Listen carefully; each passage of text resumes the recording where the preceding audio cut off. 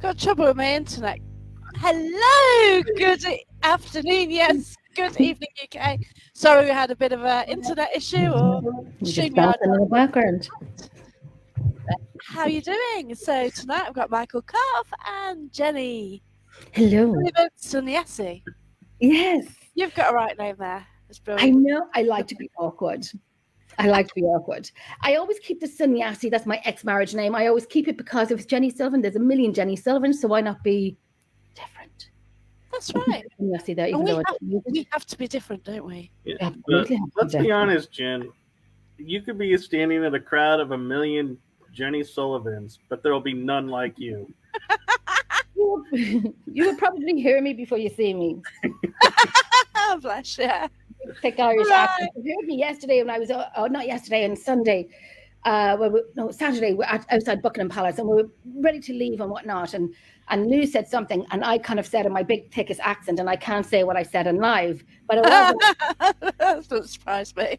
I know, right? But I was like really thick Irish. Me, B-O-L-L-S-O-X. But it's really like, really Irish, so spot the Irish in the crowd. Me, loud. Oh, as usual. That's cool. Right, okay, so we're trying to start the show then. Yes, let's do it. And, I thought we already did start. Yeah, I basically start with the question, where did the whole paranormal stuff start for you? Now, I've spoken to Michael before, but in case anybody didn't watch that last show. How dare you? Well, right, not. Yeah, I know, that's it, isn't it? So, where did the paranormal start for you then? So for me, it was pretty much I was born into it, honestly. My first paranormal experience was 2. I grew up with seeing shadow people all over, and I pretty much just thought paranormal was normal and it was just something done on TV. And then a friend reached out to me and said, "We have a team. Do you want to investigate with us?" And I was like, "Really? This is for real? Wow. People really do this?" And I was like, "I'm in." And went on an investigation and was hooked ever since. That's fantastic. I love that story. It's brilliant. Just sharing it out. What about, yeah. I'm looking down. So what about you then, Jen? Oh my gosh. My first, when I was, obviously, as most of us are when we were younger, I've had, I could see things. Now I come from a family of 11 and I could see things. And but I never talked about it. But I was that odd child of 11 in my family. I was that little odd one that is my dog. Really? Yes, that's my chihuahua. My little pig. It is. It's gonna get massive, isn't it? That's my chihuahua, my cheeky chihuahua, my little chihuahua cross pig. But I could see things up in my garage, and then I could hear things downstairs. But my first real main sighting of paranormal was 3 things that was up in the sky. 3 things, and oh my gosh, Jesus! I was a child, and leaving my friend's house, went home.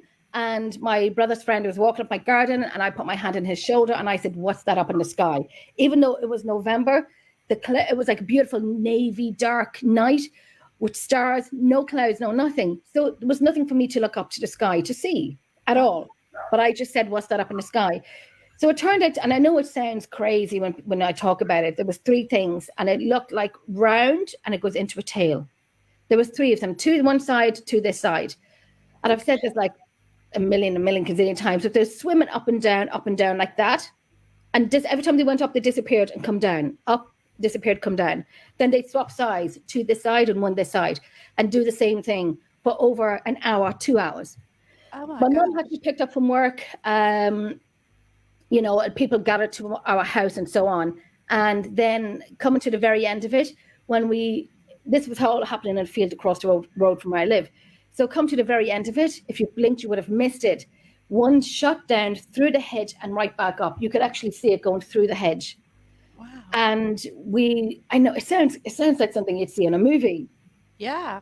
but and I'm living this by memory. And I know it sounds crazy. I know if someone else told me this, I'd be like, but I'd have to be there to see it, to Yeah. believe it. And I understand that, but I'm not here to, to make up stories. I'm too bloody old and too tired for that crack. Yeah, and so it kind of flew back up into the sky, and that was my first real proper experience of it, and never ever found out what it was, ever. But that was Wow. my first one, and then I got into it. Oh, that's fantastic. So did you mention it to anyone, or did you just like... We had a family there. We had a full family there. If you see something shaking here, it's just me. I'm fanning myself. Oh, bless you. The whole family was there. Friends were there. One of my sister's friends, her mum's machine was turned off that night. My brother-in-law's brother had passed away that week or the week before. Oh, okay. And my same sister's other friend's father had passed away within that week, and there was 3 of them. Ooh. Yeah, I know. And they were like a smoke grey. They were white but mixed with a grey. It was like smoky color. Oh, wow. It wasn't completely grey, but it was like a smoky color. And if I could be hypnotized to I don't even have to be hypnotized to remember the story. I remember all of it.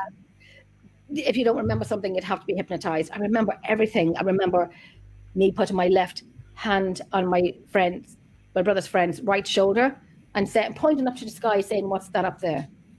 Wow. So, and then my sister said at the end, because I was given a brown paper bag to breathe into because I knew it wasn't normal. I knew it wasn't normal. And the rest of my brothers and sisters were sitting watching teenage TV. Yeah.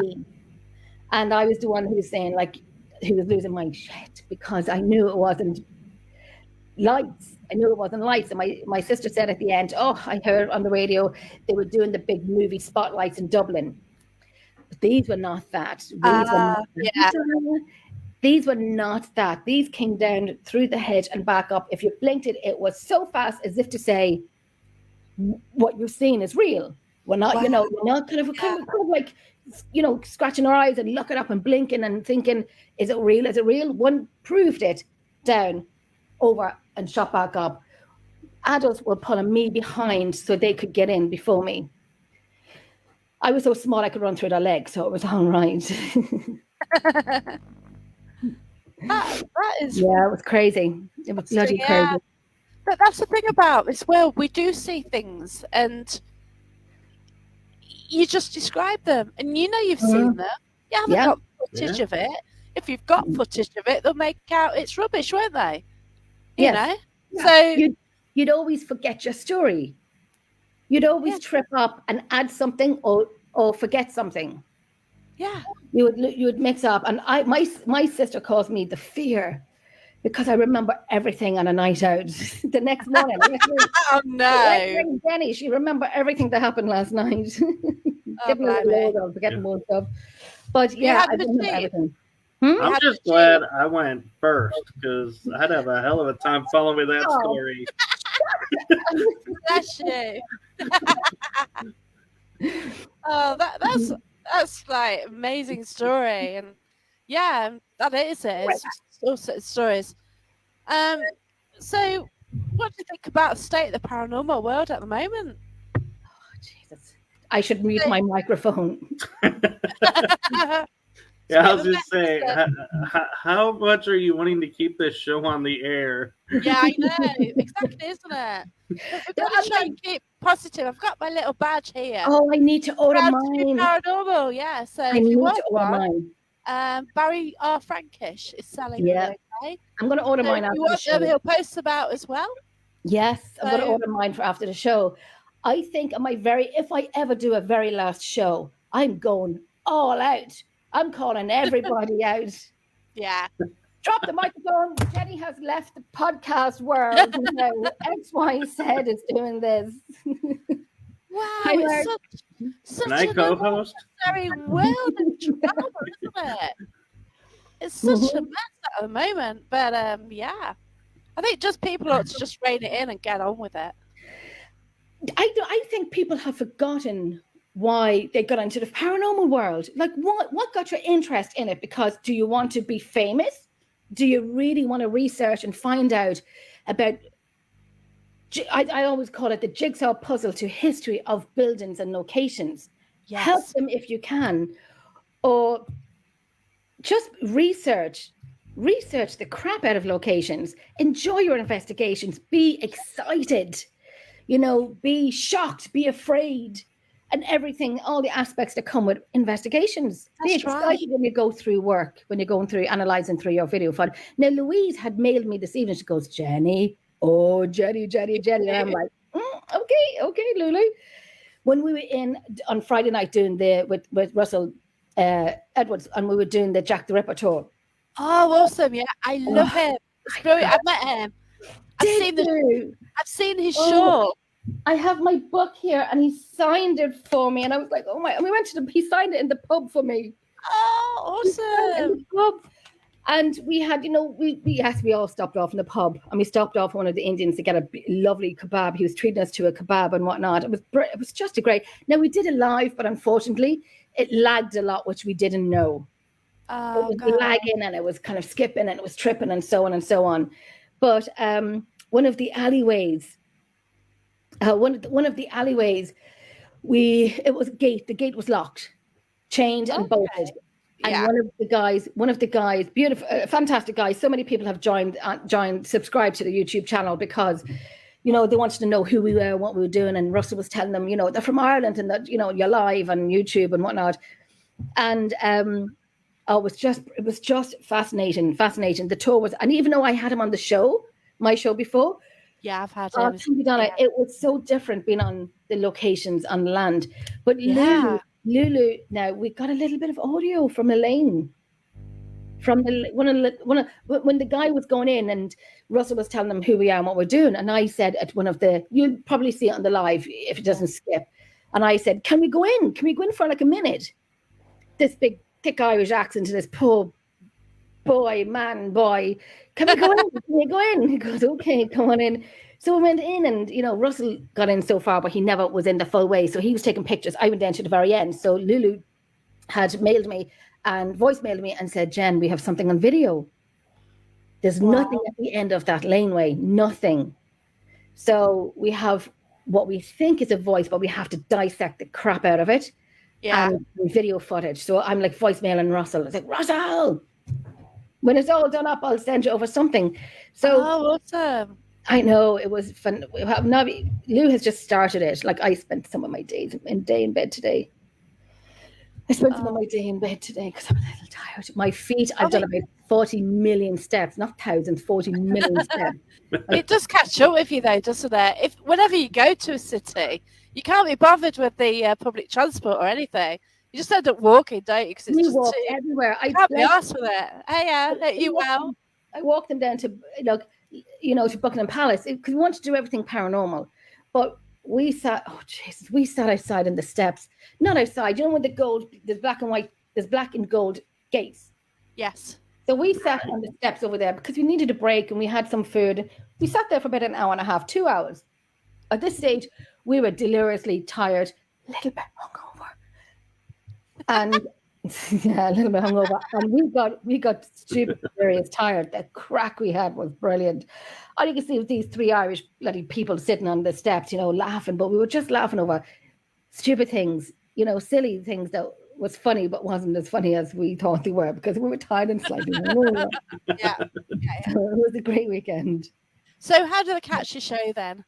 So I did catch bits of it. So is it on your... Oh, mine. It's Emerald Isle Paranormal Researchers. Right. Okay. That's on YouTube as well. Yeah, it's on YouTube. There's 2 lives from the Jack the Ripper tour on YouTube. Yeah, because I did see some of it. It was good. It lagged a little bit too much, which we're kind of raging over. But, we didn't know. I know people told us it was lagging, but we thought it was kind of like just a little bit. But it was... I have to go through it again properly. But we will be back over. Yeah. We'll definitely be back over. I'd love to do the walk with him because I went to Paranormal and he spoke there and he had the shawl. Oh my God. I've seen the shawl. I have photos of the shawl. No way. We weren't allowed to touch it. Yeah. He got it out and put it there and it's like, oh my God, the actual shawl with all the fluids on it and everything. Yeah, And you could see the spatter of semen and everything on there. Yes, everything on it. blood and and I've seen wow, it only on a live interview. Incredible. That's it. I haven't seen it. You've seen it with your own eyes. I I've haven't. seen it. Oh my God, yeah. That was. It was such an honor to see it.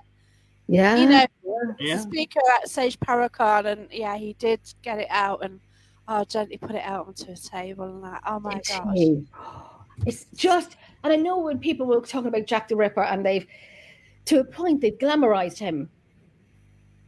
But and they have done at some point, but he was a psychopathic Oh God, yeah. He was crazy. He was 23 when he started. And he was a crazy man, psychopath, Yeah. But it's like, as a woman, you're not going to go out in the streets. You're petrified. Yeah. It's like when I was around when the Yorkshire Ripper was around. I don't live in that area, but women around that area are going to be scared, aren't they? Yeah. That's crazy. Oh, that's happening. But it's just the impact on the community and everything, isn't it? And then to never actually reveal who he is, obviously now Michael Edwards, isn't it? Russell Edwards, yeah. Russell Edwards, yeah. Now Russell Edwards is identified from DNA. Yeah. Who the killer is really. I asked him on Friday night. I said to him Friday night, where did you start? Like what got you to this point? Where did you start? And I said, it's like looking for a needle in a haystack. And he goes, that's exactly what it is. You have to walk backwards to puzzle the pieces together before you can go forward and join the dots together. And he even found one of the last women who was murdered by him. He found her great granddaughter. Not granddaughter, her relative. Yeah, because he got her blood sample, didn't he? And then it tied into Yeah, and now they're waiting on the semen sample to find out, is it Jack the Ripper's? Yeah. With his real name is it Adam? Aaron Kaminsky. Yeah, something like We first landed in London, and there was this guy calling us in. We were standing looking at Jack the Ripper, gift shop, and he goes, "Come on in." Then he was telling us, and he goes, "Do you want a tour?" And I said, "No, we're fine." I ended up buying one of his books, a little copy book, just because he, it's persistent. Yeah, just because, just to kind of buy his book, tiny little thing. But I said, we were giving him the story of Jack the Ripper. He goes, "No, that's not real. Nope, that's not real." And then he turned around to Louise. He goes, "Boo!" And to Louise. And Louise just stood there unfazed. And Louise said, "Do you know what paranormal investigators?" That didn't scare me. Boo. In your face. No, oh no, that's so funny. That just doesn't work. Like Mandy says, a lot of the killers are glamorized because they do become famous for the wrong reasons. Like obviously today, a certain woman's been sentenced in the UK for killing loads of. It's shocking. Yeah, I didn't see it. I seen the headlines, and I said, "I need to open this up and find out what it is." Yeah, it's shocking. I have to look that up. Yeah, she's got a life sentence, but I've seen that. She should have been made to go to the court. She should have gone to the court to hear the parents. She didn't? No, she didn't, and she should have done. But that's I have to look that up. I've only heard about that today, and like I said, I put the head in, but I didn't see. I didn't read anything about it. It's horrendous one. But Michael, I think you need to get a word in here. Yeah, hello, Michael. Well, I've been to London, but I wasn't on this trip, so I couldn't contribute about the trip. Oh wow! So Mandy's town's as bad as Stoke-on-Trent then. So don't go around Stoke-on-Trent, nor where Mandy is. And serial killers rarely get to court. Yeah, it's true. Not as much as the men. Yeah. Not as much as the men. There was one woman. I like how there was evidence, though, back to the Jack the Ripper thing, to where there was a surgeon's aide who was female who had all the qualifications and was in every location of Jack the Ripper's killings. And so they're saying there was some people that were saying, well, the reason he was never caught was because he was a she, and she would be strong enough being in the medical field to lift up bodies. Oh, wow, yeah. And she had all the qualifications, and it was like, Oh, wow, I'd never thought about a woman being Jack the Ripper. You wouldn't though, would you? No, because you think of like, the weight of everything, and definitely. Hey. Yeah, so it poses an interesting perspective of, could he be a she, and that's why we haven't been able to catch. But I mean, well, the fact that they found semen on the show, it could have been a decoy that she could have, if she was a prostitute, and then she kind of like one of our clients, and or even being in the medical field, she could have access to that. Yeah, that's it. And it's a mystery. Like it is interesting. What that the story and the discovery and the it's fascinating, isn't it? And the one where he had two murders on one night, 45 minutes apart from each other. Elizabeth, the one down the lane, where we literally was standing on the spot where her body was found. But her throat was only cut because he was disturbed. Yeah. So he ran off down the alleyway out through the right-hand side. So 45 minutes later, the last victim was murdered. Right. And the reason why he didn't dismembered the Elizabeth was because he was disturbed, because he had done it to all his victims, all of the women. So, and that was his last one. Yeah, it's God.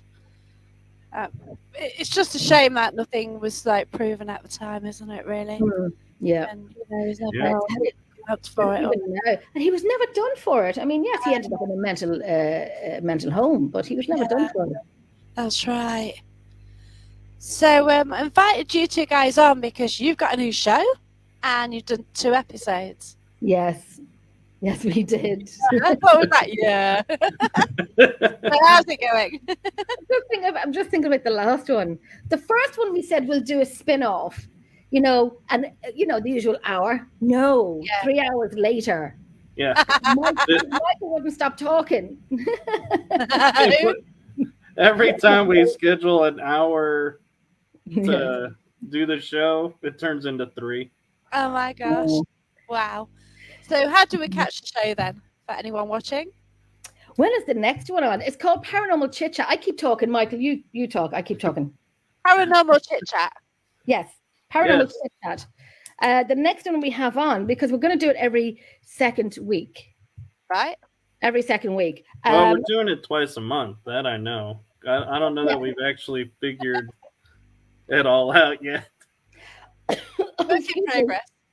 Yes, it's kind of feeling what, because with other shows that we're doing as well, and fitting into the right time slot, the right that is a big the right day that we can. We did it the last 2 times on a Wednesday night, so we'll probably stick to a Wednesday night. Yeah. See, and time-wise, I get kudos for this because being in America, my nighttime is your wee hours of the morning. So I keep telling Jen, we'll do it in the afternoon here, so it's evening for you, and I don't make her get up. I tell you, all you Americans are trying to kill me because you won't let me sleep. Let me sleep.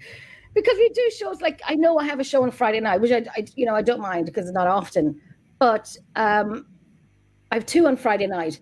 But it's sometimes when you have a show, say 2:00 in the morning, it's a little tiring when you're kind of. But I don't mind. I don't mind all the time. I don't mind. But y'all still trying to kill me. I need to sleep. People say, Jennifer, you don't sleep. I do. Yeah. Standing up. I do standing up. Our next one is September 13th, and yes, even I don't know what the topic is yet, but kind of wing it. We've got a fly, but I see it of our pants kind of conversation. Yeah, be good. You know, we don't know what we're going to talk about. Do you actually stay on topic, or do you just go like anywhere? We start on topic, and then it kind of meanders off. That's why we call it chit chat. That's what we're doing. It's conversation. Yeah, we go anywhere, paranormal and non-paranormal. We kind of go anywhere. Vampire time zone. Yeah. Yes. Yes. It's like Andy says. Trouble is with a show, it's easy to go on for longer than you should, and if your audience asks the right questions, it'll be a lot longer than you let it, and that's it, isn't it? Yeah, that's it. Yes. That's it. Yeah. 13. Favorite number. 13. Well, we know, like we said, we'll probably do like 2 hours of it. But I think we'll start off about. I know, but here, this is what I was thinking. Maybe like start off for an hour and a half, but then I laughed. That's not going to happen. Yeah. But if people come with the right, like Andy was saying, if people come with the right questions, keep, and the conversation flows, then it can go over. Yeah, it can, and you sort of don't like interrupting, and then that's it. The questions just carry on, don't they? I know, and you can let it go over. But the last show we had, we had to restart it. Because a hacker got onto it. Okay. Oh no. Lord. That's true, Chris. That's true as well. The attention span as well. And that's if you keep it interesting and the conversation gets more interesting and the questions are coming in, then you kind of let it go over a little bit longer. Yeah, that's it. But when it's finished, it's finished. Yes, the last one we had a hacker. Sorry, Michael, go ahead. I was saying, Jen is teaching me the Irish goodbye. Oh, okay. So start with F and end with off. Well, that's one of them. Oh, a GFY. Yes, of course. I hope nobody can look worried. It's like leaving a party. You're saying goodbye about 10 times. 10 times. Right, away now, bye. And then someone else. How many times do I do that? Yeah. I know. And then bye. And then someone comes talk to you, and then you're like, right, I'm done. I'm gone now. Listen, before you drink, you might as well finish it. So you said, oh, fine. So like 2 drinks later and like 8, 9, 10 goodbyes, you're staggering out the door. I do that sometimes. Like you say, oh, bye. Oh shit, just the last question coming in, and then you start again. Like, no. Oh, yeah, did I tell you? And we say long story short. That's bullshit. There's never a long story short. No, there isn't. Never. It ends up, I think, being longer. Yeah, definitely. It does. And I'm like the Billy Connolly version of it. I will tell you one story, and then I cut off, and I'll tell you a different story, and then I'll come back to the original story that I was talking about. Yeah, I've done that. Yeah. I do it bloody all the time. I really do it all the time. And then I actually have pen and paper in front of me to write down what I'm about to say next. Or if I move on to a different story, write down what I was talking about prior. So when I need to come back to it, I know what I was talking about. That's good, because I forget. I think, oh shit, what was that about? Yeah. And then we're asking everybody, what were we talking about? Tell me what they're talking about. And nobody could tell you. And I'm like, was anybody listening to me? That's weird. Yeah. 13th. Oh, wow. Granddad, 13th. 20 years, the only date we could get was 30th of August. Yeah. And August the 13th. I think, don't we have, this October we have a Friday the 13th. Woohoo. Oh, yes, we do. Yeah, because I'm going to Tutbury Castle. Yeah. It's in Leslie. Hello. I've got my badge. No, but the funny thing. Shit, I had my badge. I dropped it. Hold on. I'm going to order some of them now. After the show, I'm going to order some for the team. I have a badge. Let's get it right way. Yay! So I picked them up yesterday. So got badge. Yeah. So if you want any bringing to Scotland, Willow, let us know. But alternatively, you can get it posted out to you. But yeah. So. Yeah, and the funny thing about Jen and I was the first show we like cut ourselves off because we're like, it's 3 hours. We could have kept going, but we were like, it's getting. Everybody was like, we want to come on. We want to come on too. And so we definitely could have. And I know, like, we do say anybody who has something to say can come on. And so the link was given out on the bloody group chat. Michael, the link was given out on the group chat. So this, hey, not gonna happen again. No, this guy came in. Yes, we'll get some. This guy came in, and he was brought in, and there was no video of him. Then you can hear him saying, "Hey, where's the party?" And the rest was to be imagined. Yeah, needless to say, I edited it out and reposted. Yeah. It was a lot. No, anybody who come on. The link will be sent to them privately. Right. Privately, if they wanted to come on, and preferably ones who are regulars that we know. The ones that we don't know, like that guy that night. If we don't know him, I'd be very skeptical of taking someone on that we don't know. So that person would have ruined it for other people that we don't hear of their names or the regular watchers. Yeah, right. That they could come on, but so we had Liz on. Liz from Scotland. I talked to yeah, she's fabulous. Yeah, she's brilliant. Pun Network, because I was explaining to them what happened, and they said there are now anybody who does a paranormal panel show will have trolls in their chat room to try and bring it down. Oh God! So they're targeting those type shows, and so what did they say? Sorry, they're trolls that are targeting the panel shows. Okay. And so we were targeted because that's what we advertised ourselves being. Okay. And there are others that were saying, yeah, we had the same thing happen. Yeah. And they're saying now the solution is if you're going to do a panel show, you have to have someone designated as the moderator who sort it all out. Definitely. Yeah. Mandy says there's no trolls here, only cases, but yeah. Yeah, I know, right? I'm sure biologists, yeah. But I find like if you interview a medium and you say medium, that's it. Start spamming. So just the word medium in your podcast show, and that's it. You're getting them all, and like they're just responding to people, going, "Yeah, contact me by message," and blah blah blah. Yeah, so I've had it a few times, but starting on that. But they just can do what they like, can't they? These scammers. They're all bonkers. I remember a few weeks ago, I actually had a thought in my head 2 weeks prior before this happened.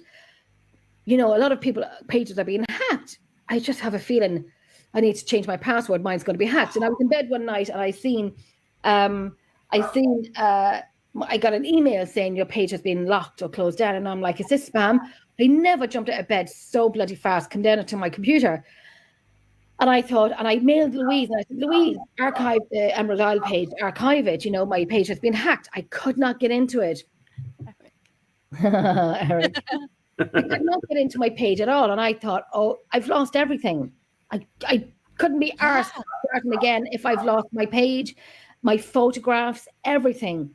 And all those memories. I tell you, everything, bloody everything. And within 15 minutes, I was so lucky to get it back. I changed my password. I showed my passport. Everything was legit because I contacted them. And I got it back where, other people have literally lost a whole page completely.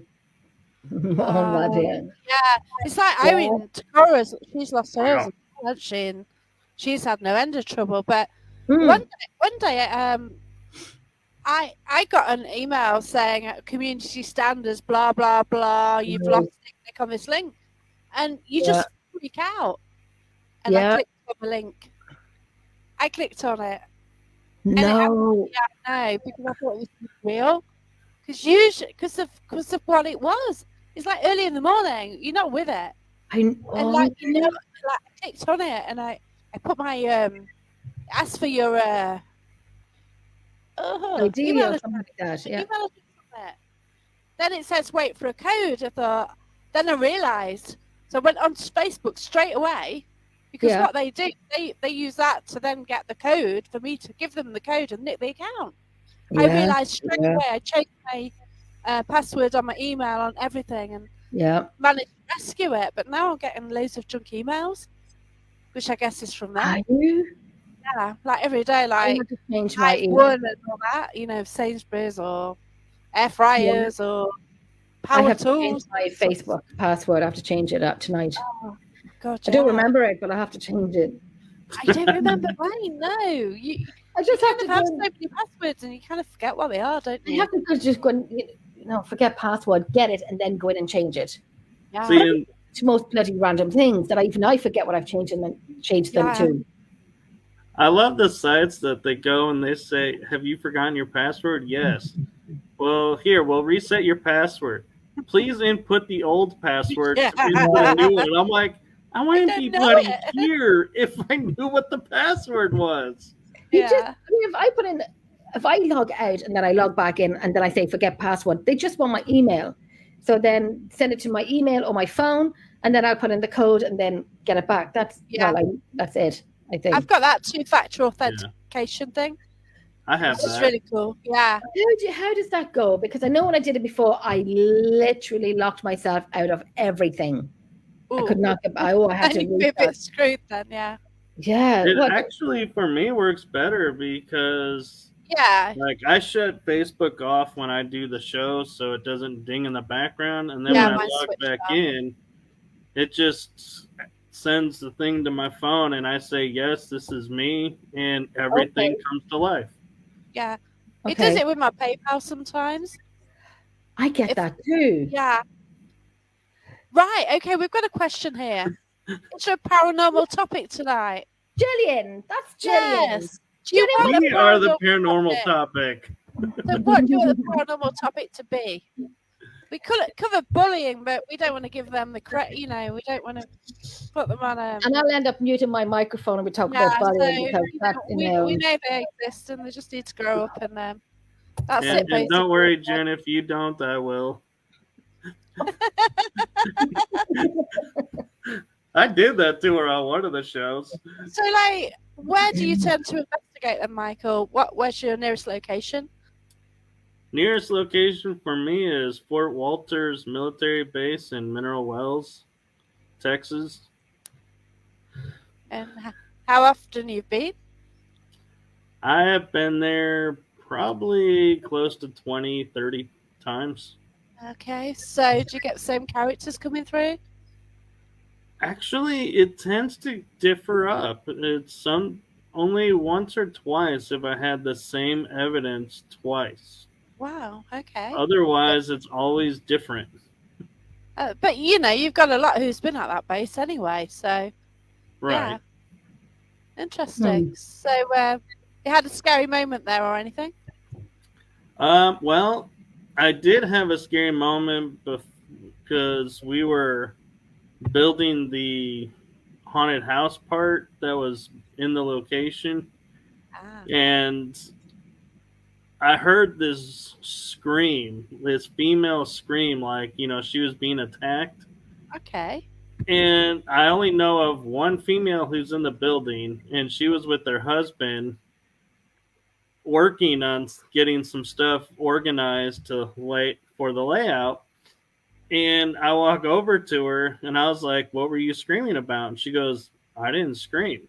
Wow. I said, you guys didn't hear the female scream? And she goes, no. And it was literally in the next room from them. It was like there was no way they could not hear this. Wow. Interesting. Sorry. I'm sorry. I've just seen there.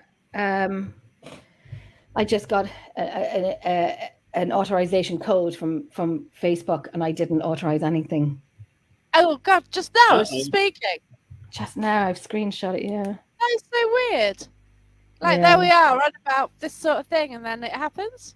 Yeah, it says So it's tried to log into the number is a Facebook confirmation code, Laz plus NX Carl. And I have this number blocked already. So it came in as blocked messages, but I can have a look at it. So somebody's... Well, and the other That is interesting thing weird. is, does it tell you where they're at? No, it's just... Oh, it does for me. It just gives me... Well, I have this number blocked. I don't know. I have to change my password. Yeah, well, it's frustrating. You just don't know. You're just so lucky now to hold on to your account, aren't you? Yeah, I'm going to. Another thing that's so much on there. Another thing that someone taught me that's good to do with Facebook is go in and to the settings and see all the locations that have been logged in. Yeah. And if any aren't you, log them out and it kicks them out. Oh, okay. It does tell me if someone's tried to sign in from a different location. Yeah, it does. Yeah. Yeah. I do get that message. Yeah, so. But if they're already in though, you can go in and like, because when I first got on Facebook like years ago, I was finding I was signed in Langley. I was signed in California, and I'm like, I've never been to Langley. I'm not in California. So I started realizing people were cloning and hacking my page without me knowing. And so that's when I did the 2-step, and I disconnected their connection, changed password, and I was like, yeah, ever since then I've been pretty okay. I know. Wow. Hey, Eileen. Change it. So what's this, Jan, about this an ancient stone circle since 1995? Jenny's just taken the piss because it's not ancient. Yeah, I know. It's from, and I have been there. I have seen it, and it's not ancient. Is it one of those sets? No, it is stones around, but it's not ancient. It's not like from the 1800s. It's there from 1995. But you watch the video. Brilliant. Send me the video. Oh wow! So even to that one, yeah, it's absolutely shocking. You probably just have to change a password every single week. I'd lose it every single week. I know. Me too. God, then I lose the paper I wrote it on. Ain't gonna work, is it? No. Or you can do what I did. Put it in your phone under a secure file, and then your phone breaks and you can't get your secure files. So you lost it. Completely. Oh my gosh. So where's your local place where you investigate then, Jan? Where's my local place I investigate? Well, one. Like anyone who knows me will know we always investigate the Drogheda Museum in Monmouth. Yeah. But we've stopped it. We've stopped going there. Oh, we've handed it back. We've given it up. We're not going back anymore. Right. For reasons that I cannot even get into. Very often, yeah, there's always something. Anybody who wants to investigate it, ring them up and take the locations, because we love it, but we don't like whatever happens. We don't like what happens. So we just said, shove it up your arse, Yeah, it happens. We're not dealing with the language. We're not dealing with the harassment, the bullying, the threatening. So you can just roll up in your ball and stick it up where the sun don't shine. I've dealt with it for 6 years. I've dealt with it for 6 years, and we're trying to fix what they had created. So we are almost fixing it. But anyway, just wanted to say, any teams that are watching that wanted it, ring them up and take it. Let us know how you get on. So apart from that, locations, we have new locations coming up, but it was under an NDA. Right. An NDA. No, we have gone to visit these locations, and we will be there this month. We don't even give the county away where we are going. Oh, yeah, that's right. Yeah. We don't give the county away, but we have been to see these places, and there's more than one in the same county, and it's phenomenal. Wow. I cannot wait to get into them. I cannot wait to do them. Awesome. I can't wait next to see month. It is fantastic. I cannot wait to do them next month. And And there's another private home that is fantastic. The audio is just amazing. And then we have a fantastic guy. We cannot say who it is coming over in January to us. We have locations in October. So anything that's local to us that we used to do, we don't do anymore. So and that was our main place. That was just a local place to go to. Yeah. But we're still spread out. Like we're just back from London. Yeah. We spread out and we travel. And it's always nice to have the one location, but sometimes it's not worth it. Yeah. Sometimes yeah. It's really not worth it. The team has come to an agreement that they, I think they'd be pushed if they were said, come on back in. No, keep it. We don't want it anymore. No, once something happens, that's it, isn't it? It takes the joy out of it. That's it. You don't want it. It does. And I had to deal with it for many years. Eileen's got one for us. Yeah. Jen. Sorry. Yeah. When you go to Mississippi. Oh, I'd love to go to Mississippi. I flew twice this year. The Xanax is amazing. Wow. I think I could fly again. Oh my God. My heart beats still. Jen thinks she could fly again. Yay. That is my best friend for flying. I mean, I am sitting here in, what degrees do we have here? 19 Celsius here. 19 Celsius here, which is 22. I think it's cloudy. It's going to start raining here. And I'm sitting here with a fan, Eileen. But listen, I'll come over. Yay. I would get on another plane. I was actually talking to, I was talking to my twin today, saying she's in Italy at the moment, in Rome.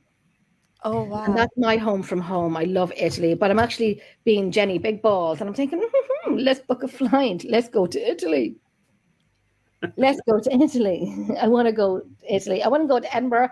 I want to go to Italy. I want to go to America as well. Wow, cool. I want to. Now, once I'm going, But they have to be I want to go to the Queen Mary, but I Oh, also want to go to the battlefield as well. I'd love to go to the Gettysburg Bash. I'd love to. But it's a long way between the two. We're not used to this like internal flight business. Because for us, we don't get internal flights. We drive.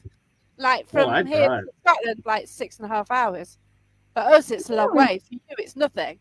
You know. You say in Ireland, and we say, was it, what did they say? Oh, I don't know what, I forget what the saying is. God knows what I'd bloody come out with. We were joking in our hostel there at the weekend, and I was saying, let's make like a tree and split. Do you ever watch the movie The Boondock Saints? Yep. And the barman was like so ditzy. Let's make like a tree and split. Let's make it like a banana and leave. But he's so totally. No, you actually got those backwards. I know. And I go by that all the time. And I'm saying to the guys, come on, Lou and Niall, let's make it like a tree and split. And I had to explain to them, I don't know if they saw the movie or not, but I was like explaining, like, your man was kind of like, he was Irish and ditzy and whatnot. Wow. But I totally forgot why I got onto that. Yeah, there you go. I mentioned the word Irish and ditzy. Sorry, any Irish people. Sorry. A million. Anyway, Eric had problems with his REM pods. People asking for a code to confirm. Oh. And we've got another one on the old stones. Stones from a local quarry. All the professional teams. Oh, the Lord suffering. Ancient stone circle. Don't forget to do the spooky five. Well, actually, what's kind of ironic in a way is I was in London doing a tour of nearby cities back in the late 90s, and I never got to Stonehenge. And I was in West Texas about probably 6 hours from my house. We have a Stonehenge. So I actually got to go see a little miniature Stonehenge and take pictures at Stonehenge. Oh, wow. Not the London one, not the English one, but hey. Yeah. Just in Mandy, how amazing would it be if you could investigate the Tower of London? Yeah. I would love to. No, we were there on Saturday, but we were going to do the tour. Yeah. Just walk around. But it was the end of it was the last of the day. Okay, yeah. So we ended up getting the boat up the Thames River to Westminster. Yeah. Yeah, I gave Jen though a great way to get into the Tower of London, but she wouldn't take God. it. Just to think. I told you when you were there. I said just yell some things and break into the palace and just request to be taken to the tower. I almost trust me. Oh, I'm not going to say what I'm. No, fact, I'll say it. It's not bad. No, I won't say it. No, it's not bad actually. You know, I said to Lulu, imagine we had saying,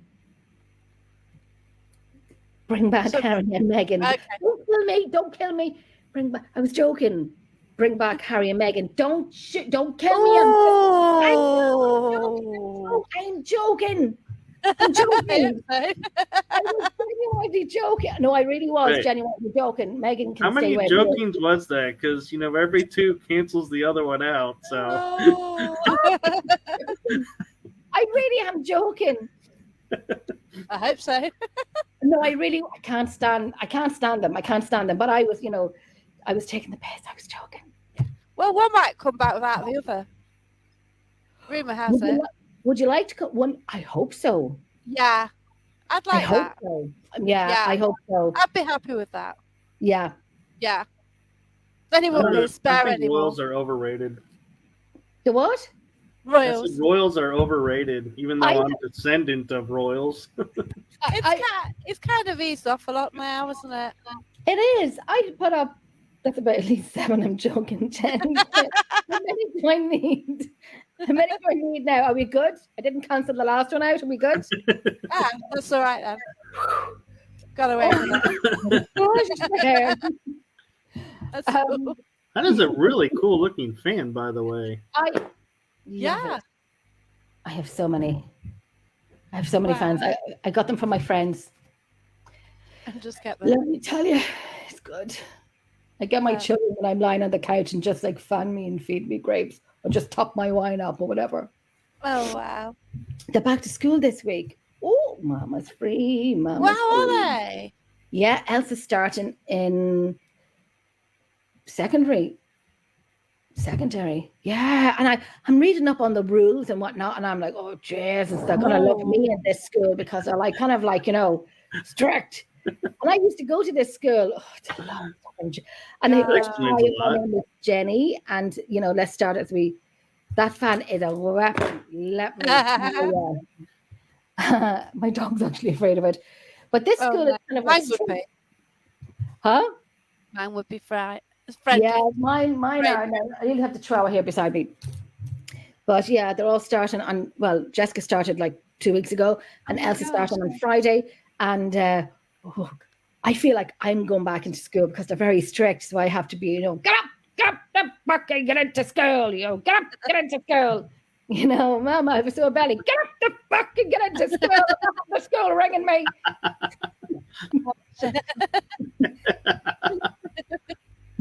I guess you got all that uniform stuff to do as well. Oh, it's all done. It's all done. Oh, wow. I'm so surprised it's all done. I'm very proud of myself, popping the bag. That is some going, yeah. It's not like me. Normally, I'm elbowing the mothers to get in. Get out, child, out my way, get in. And this is the place I get my team uniforms done. But I'm actually done. I'm done. Awesome. Well done on that. Don't hate me, but I actually am not a fan of uniforms in school. It kind of helps in some ways. Yeah. If at least they're not all buying designer gear. But then the uniforms, they've got like a brand logo on. You can only get it from one shop. And that's pathetic. That's highway robbery. Yeah, it is. And they can charge mega loads for a blazer or whatever. That's stupid.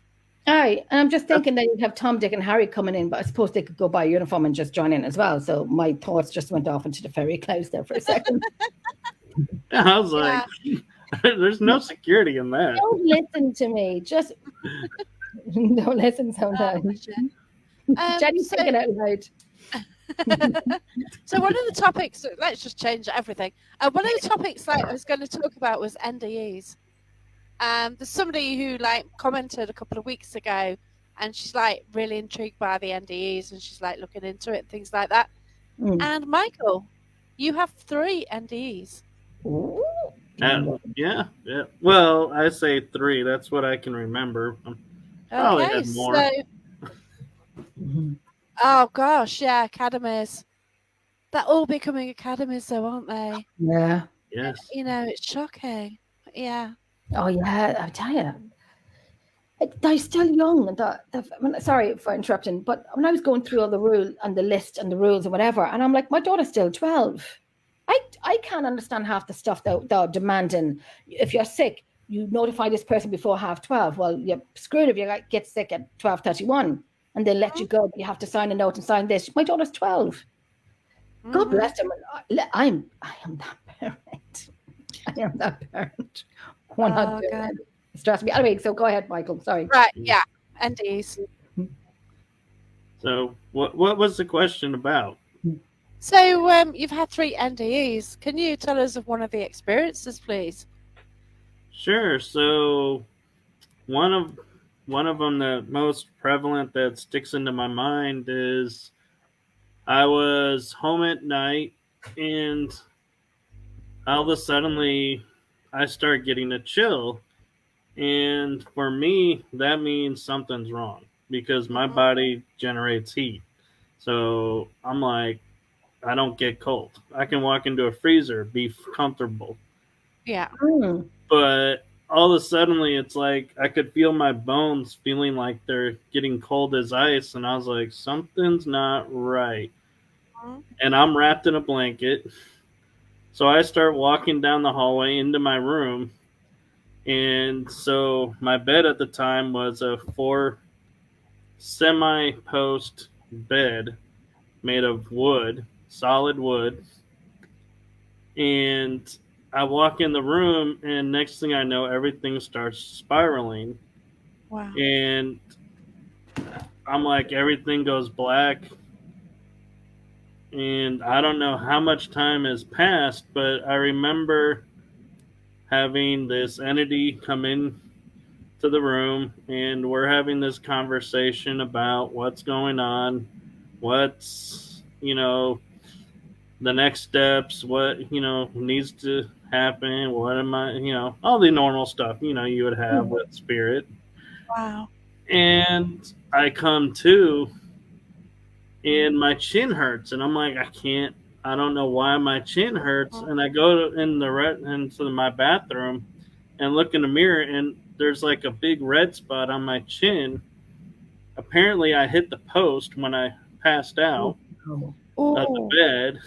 Shit. Nothing broken. And I'll try to put the next part of what happened into kind terms, not to gross anybody out. Okay. But you know how when they say the body, the tissue, when it regenerates, it expels the old? Okay. Yeah. I experienced that. Oh, right. And it took me about probably 20 to 30 minutes to clean it all up. Ew. And I was like, and the ironic thing was, as soon as this happened, the chill was gone from my body and everything started returning to normal. And I started feeling just like I normally would any other day. Wow. Okay. And the hard reason why I say it's hard for me to clarify, being NDE is none of mine have ever been in a hospital. Yeah. So there's been no doctors to say, yeah, you died and came back. I'm like, wow. Trust me, I know. I was gone because I was watching I could remember seeing my body on the ground and being like, yeah, this probably isn't a good thing. Did you get a tunnel or a white light or anything? They say a lot see the white light over a tunnel, don't they? I actually don't think I did. I think it was just all of a sudden one of my guides or spirits or loved ones came and just appeared and just was like, okay, it's not your time to go, but it's almost like it was time to activate stuff because I would notice following these moments, my gifts would start enhancing. I could start doing stuff that I couldn't do before. Right. Yeah. And so it was like, apparently, it was written into my spiritual contract that you gotta knock me out completely to flick the on switch and bring me back in with the on switch on. Yeah, the restart button. Wow. Reboot. So, my advice to anyone, if you have an opportunity to write these, don't write that in there. Write an easier on switch. Oh gosh. Because you never know when that switch is going to be turned on and where you're going to be. Oh God. Blimey. So we've got if you don't see the white lights, it's said that it's not your time to go. Because some have like headed that way, haven't they? And they've thought, oh yeah, we'll come back. Hey, Karen. Yeah. I don't know that everybody gets the white light. I kind of feel like that's something that Hollywood made just to bring everyone comfort.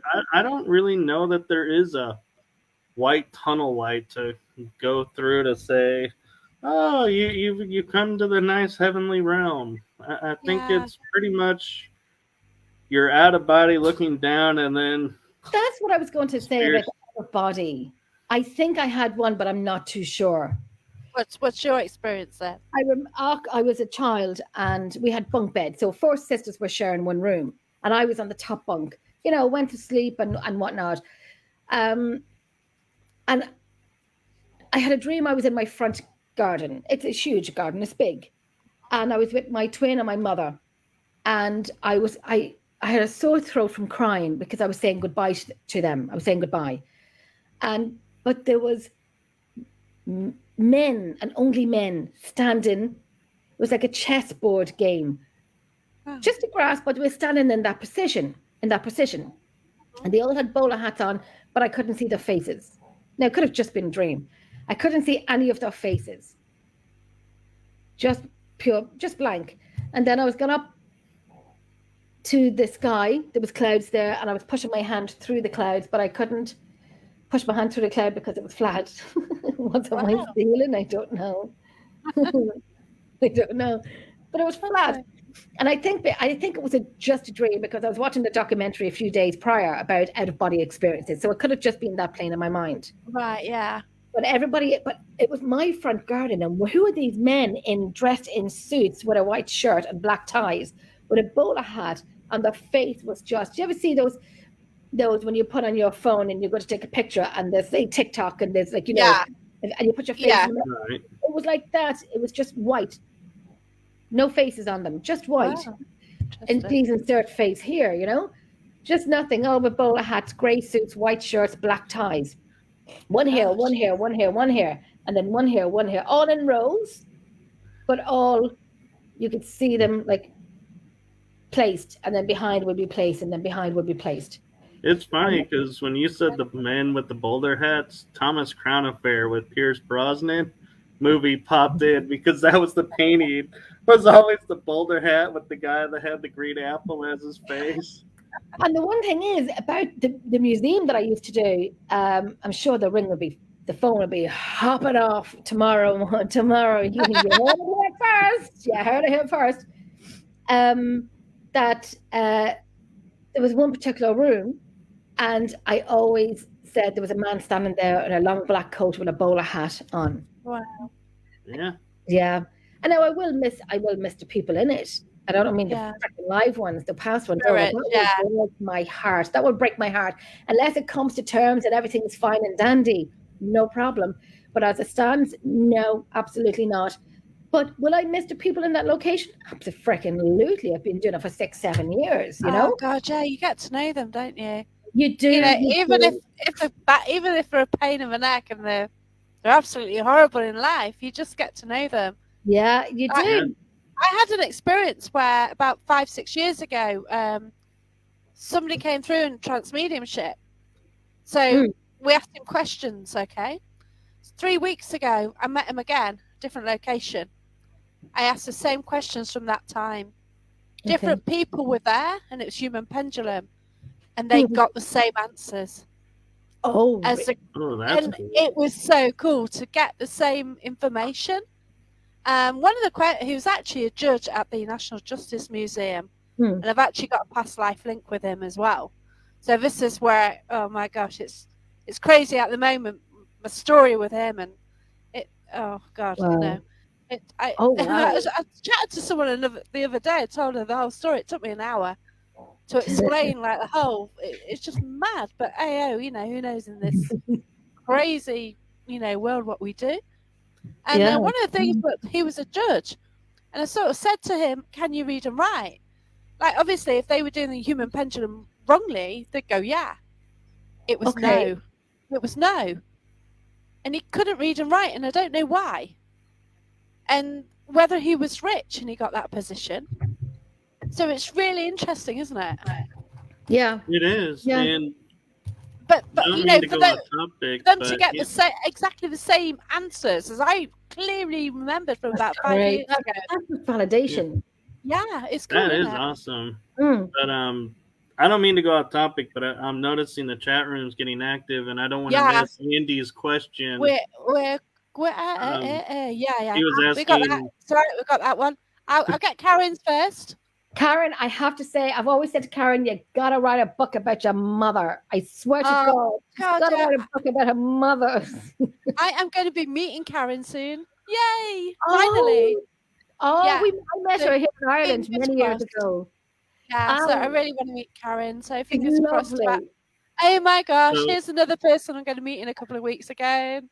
Yay! Funny story for Karen is I used to do hospice volunteering after some of my gifts were activated, and I became known as an angel of death because I would walk in and I would talk to and visit them, and they're all were like hospice for years, and they're like, and I would go in, talk to them, tell them how they're okay to go. They don't have to stay here. Oh, wow. And next thing I know, they would be like, well, I can't because, you know, all these things I've done. And I said, you know, I have a reverend's license.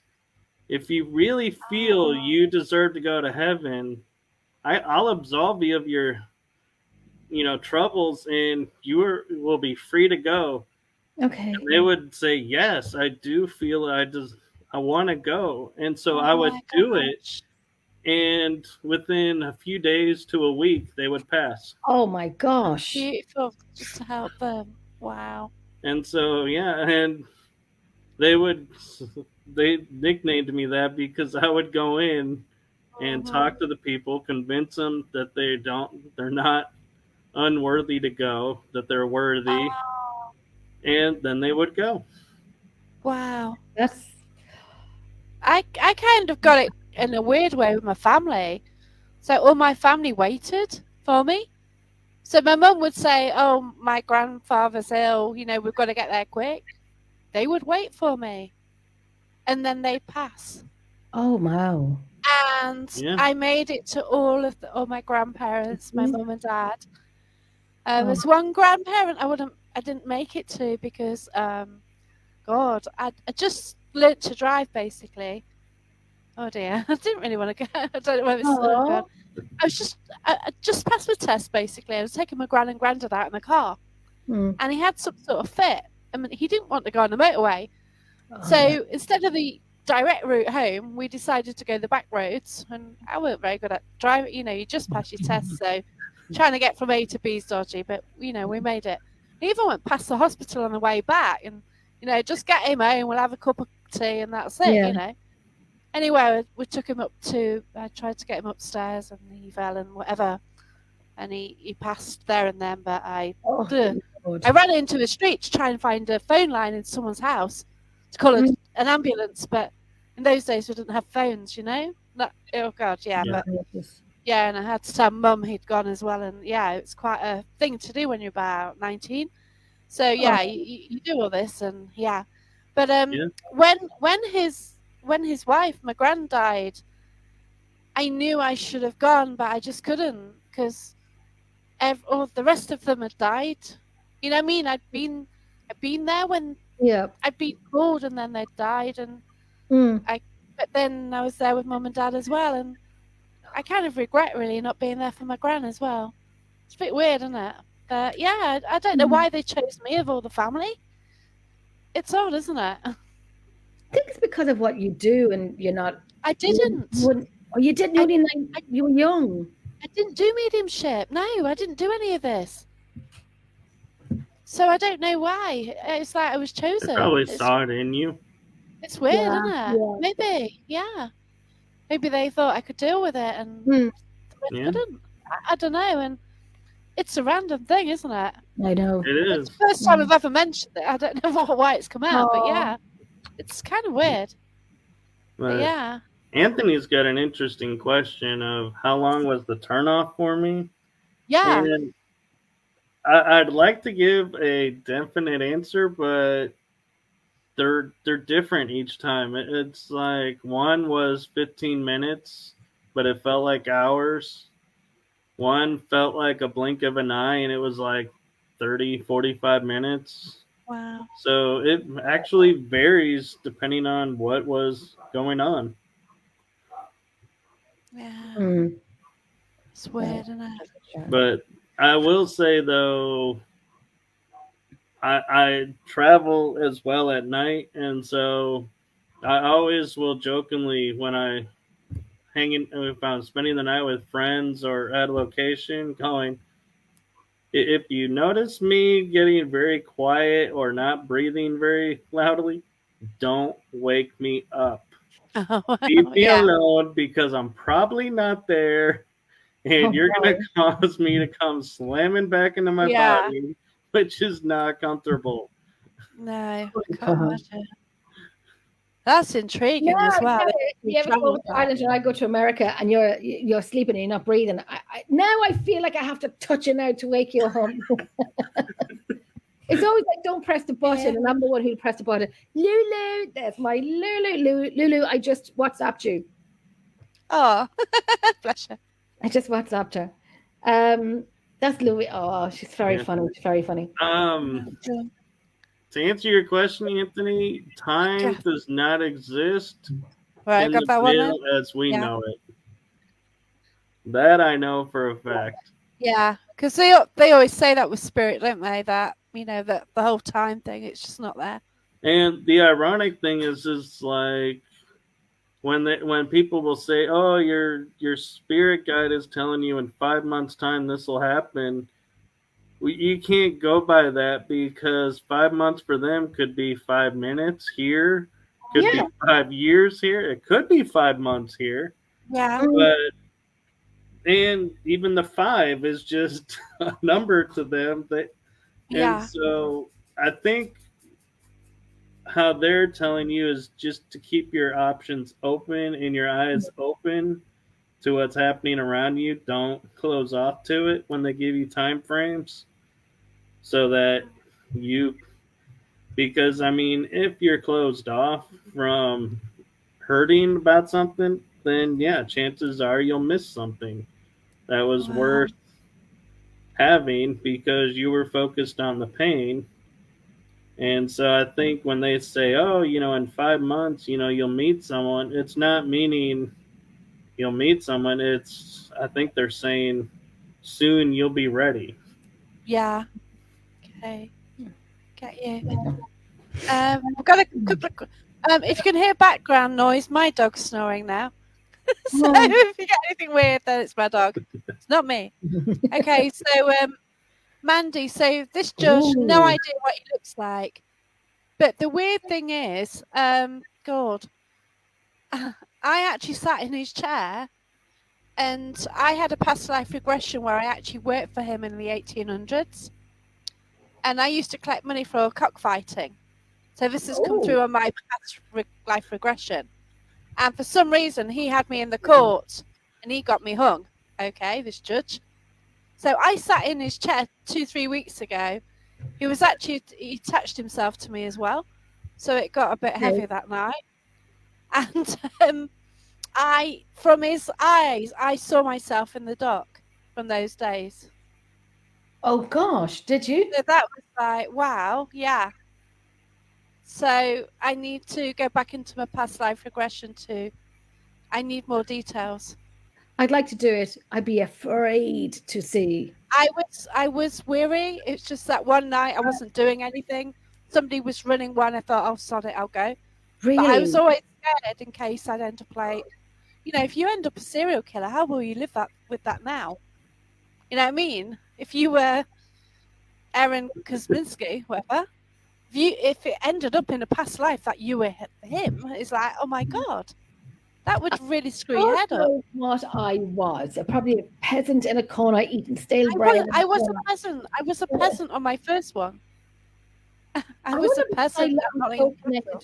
With Italy. Did I live a fine life in Italy and then I reborn and here I am now in Ireland? I can't get out of Nottingham. It's shocking. I can't get out of Nottingham. Two past lives in one life now. I'd be afraid. I'd be afraid of going under. What happens if you panic and you need to come out? Unfortunately for me, I've had so many past lives I can't keep track. Oh, bless you. Do I want to know my past life? If go for it. If I was rich, and then I'd be like pissed. I were miserable. Two of them were. There are.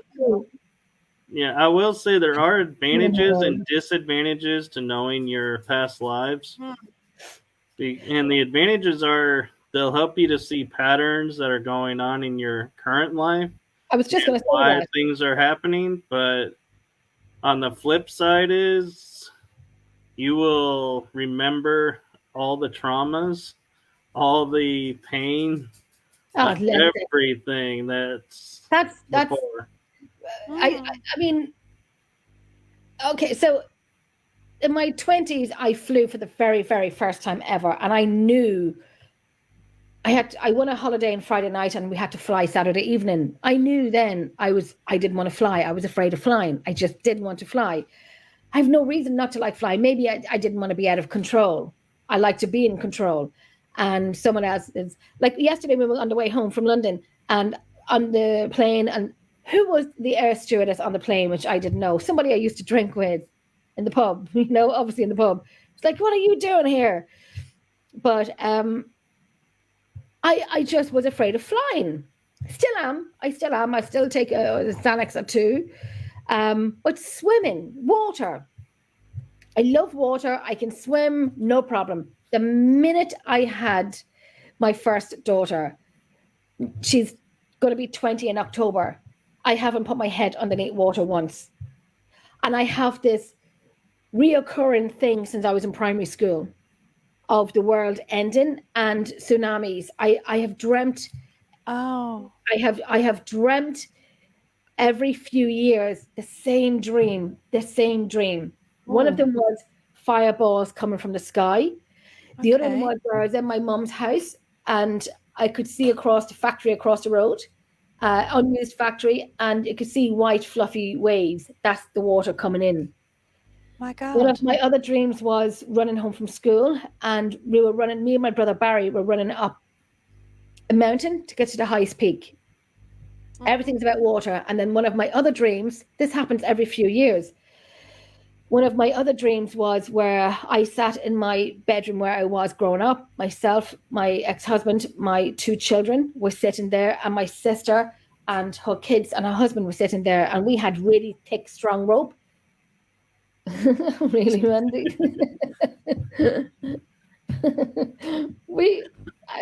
I was tying the rope around my wrist, and then around my ex-husband's wrist and my two children's wrists. So when the water came in, and we wouldn't be separated. Fuck, Jesus, we wouldn't be separated. And the same, I gave the rope to my sister as well and her family. So when the water came in, the waves crashed, we wouldn't be miles away from each other. This is all water since I've had my first daughter. Now you are not. I remember doing the hell and back. You know, the hell and back where you go through these obstacles. And the first one was the ice bath. And and there was these rows of tires, and you'd have to go underneath the water to go to the other side, and my team was ahead of me, my sisters and my brothers and whatever. And I said, guys, wait for me, I can't go underneath the water. And the guy said to me, just go through, put your face through the tires. Yeah, I think the tire was giving birth to my face, because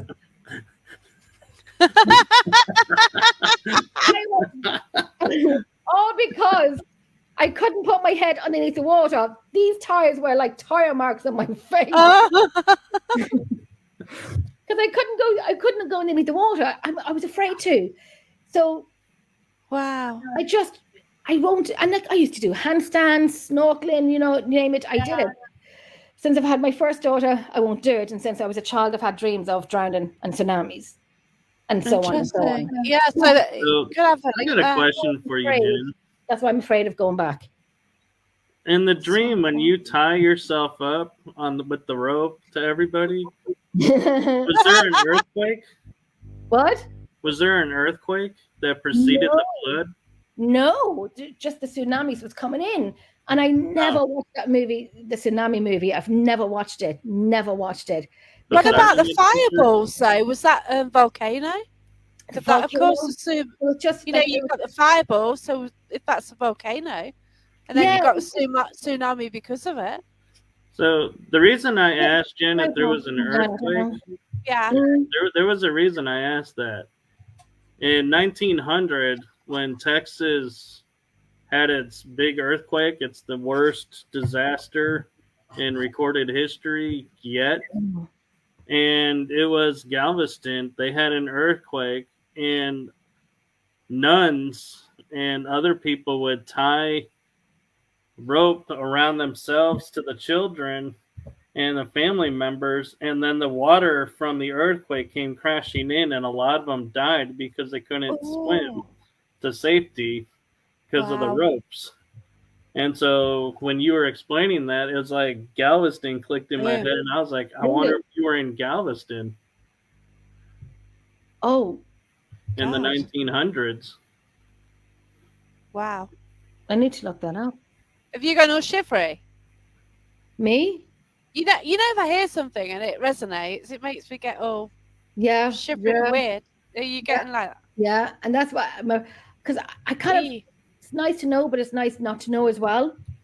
But I'm afraid if I do this past life regression, that if it could be, it might be involved water, that I'm afraid I kind of like can't breathe. Like there was one night I had a few glasses of wine, and my friend said, "Hey, let's put the tsunami movie on," and I'm like, "Okay, I'm ready for it now. I'm ready for it."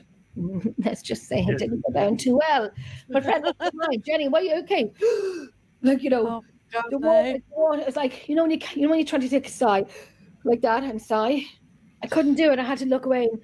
Like like a fish out of water. It was horrible. It was shit. And Louise had just made me say, they're saying having dreams about water is about emotions. Yeah. Can be about emotions too. And I've had the dreams before I had my daughter about tsunamis. And then after my daughter, I can't go underneath water ever. No. I wouldn't do it. It's interesting too that you have fire and water, because those are polar opposites, and they're also half of the spirit equation. So if you ever, I've kind of found that television series actually, there are some that have come a long way to help explain things a lot easier than can be, like Avatar. If you've seen that series. Yes, I haven't seen. I've seen the movies.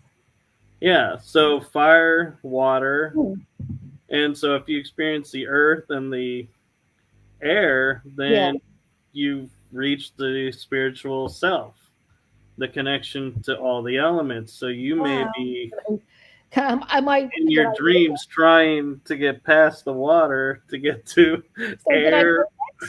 Did I make it? Can I be like, Oh, way. I am heightened, you may all bow. Don't we do that anyway? Yes. Oh, bless you. Got a question here from Andy then, which came in. To start with, Michael. So, Do you have a favourite spirit any location? Ooh, a favorite spirit at any location. That is a hard one to answer.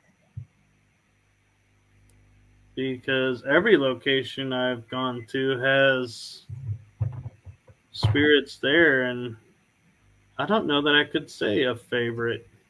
Mm-hmm.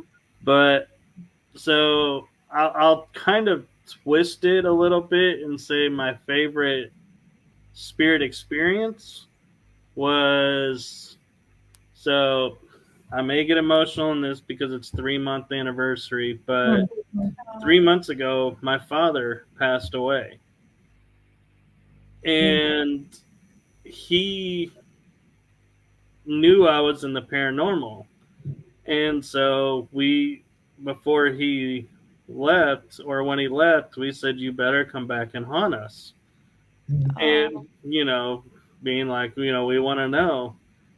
And it was 2 days, never heard anything, and I was on a live talking to a spirit over a cell phone, of all things, at a location that I've been to.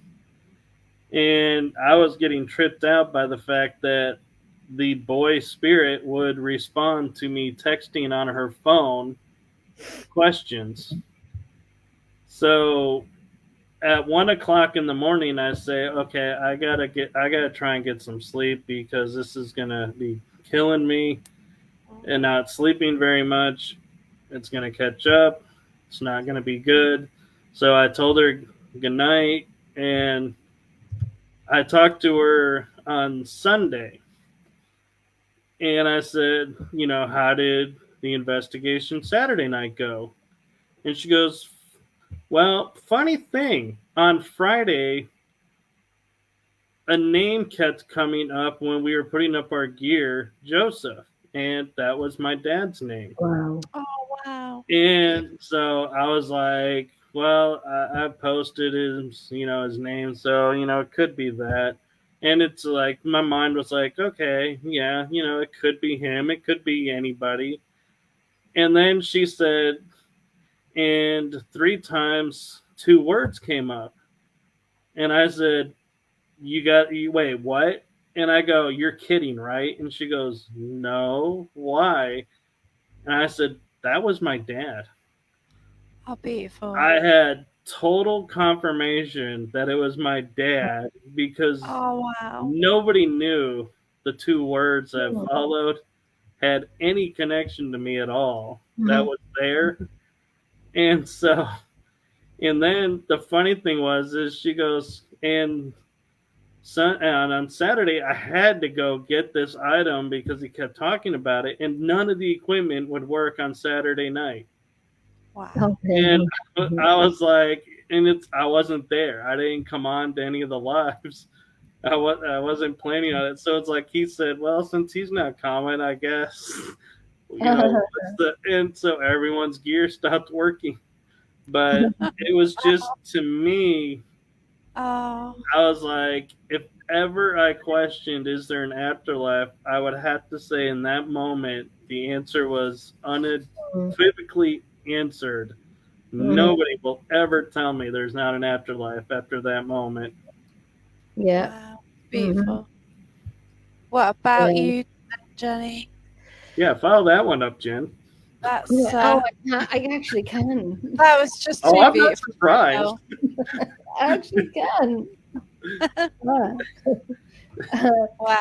So the question was, any You have a favourite? Yes, I do have a favorite spirit. I actually do, in the location that we don't do anymore. Oh. Which is a bit, sorry, the one bit, which it is a bit, that we can't do that. Not that we can't, we just can't be arsed. We just don't want to. But yes, there was one of my favorite people in there, really. We called him David. And we were kind of breaking through the story of David. And we said we'd always look after him and protect him. Oh, and now you're going to get some probably gobshites in it. And I don't care who, if the team knows me or whoever goes in after me. Yes, I said gobshites. You don't know the freaking people. I'm doing it for donkey's years. I used to go to school tour than it. But I don't mean, no, I'm sorry, respect, really respect. You know, that they just don't know. They have to learn again about this location. That's even if they let teams back, and I don't know. But there's actually, I kind of like, now I gave his name, they'll probably go in now looking for David. Hey, David, we told you your name was David. But that was just me and him kind of thing. Oh, bless you. And we got crazy validation from him, from my friend Tracy Day in the UK, and then from my daughter's friend of the audio that they've heard. We got really proper validation to say, and I have the audio from it. I have the audio from the long sentence of saying, "Hey, Jenny, can you hear me?" And then there's two men talking, and then it goes on. They say something, we can't understand what they're saying, as if someone's telling, one guy's telling the other guy to shut up, and then it goes, "Hey, Jenny, can you hear me? She murdered me." And that just went slot on to what Tracy told me. Wow. It went spot on, perfect. It just, everything just connected. And then my daughter's friend, when I played her audio, and she goes, "I can hear she murdered me at the end." And I'm like, okay, because I do audio and I didn't hear it. Okay. So I played it and I looked at her, I'm like, the fuck? Do you want to join my team? Do you want to join my team? And I'm like, how did I not get this? How did I not get this? Yeah. So everything had joined in. So he will be the one that I would pine for. He'd be the one that I would pine for. Yep. Oh. Wow, I don't know which way to head, because I could do with a mum and dad story. So I could do my mum and dad story. Yeah. Yeah, go ahead. So, for Christ's sake. It's one of my first ghost. Well, no, it wasn't. I've been on a few. It's probably a year after my dad passed. It's kind of within a year. So I went to an old theatre. My mum and dad used to go to Leicester every week because they had a shop. So they went to get some. There's a lot of hosiery knitted things what sold there. So they went and bought from Leicester because, you know, then they would sell it in the shops. So they used to go there at the weekend because Sunday when the chance could get. So yeah, they used to go to Leicester all the time. So that specific night, I was driving down to Leicester, and I knew somebody was next door to me in the car, and it's my mum's old car, and I was sure it's my mum next door to me. So we ended up at this ghost hunt. Was just sitting in the auditorium, and all of a sudden, the medium was on stage and was like introducing the night. You know, there you go, and he said, "Well, you got a lady sitting next door to you in the auditorium." I said, "Yeah, okay, I'll take that. It's probably my mum." He says, "There's a bloke in a wheelchair behind you." I says, "Well, I don't get that. I can't take that." But I'd forgot for the last month of my dad's life he was in a wheelchair, but I didn't get it at first. Okay. But then he said, I'm seeing a brindle staffy. I thought, well, that's my dog. It's alive. What are you saying here? Then he mentioned something called Mr. Bones, and that means absolutely nothing to anyone. But Mr. Bones was also a staffy who'd recently had cancer at that time. He's passed now. And he'd had cancer and he was fine at that time. You know what I mean? He'd recovered. Yeah. And they were basically warning me about my dog. So they kind of brought my dog through. Oh my God. Showed the medium. Then they've got Mr. Bones, who straight away I clicked what the message was. The medium didn't have a clue, but I thought, oh, this is a warning about my dog. A few months later, my dog started having fits, and then he died the following March. He had a brain tumour. But basically, my mum and dad warned about my dog being ill.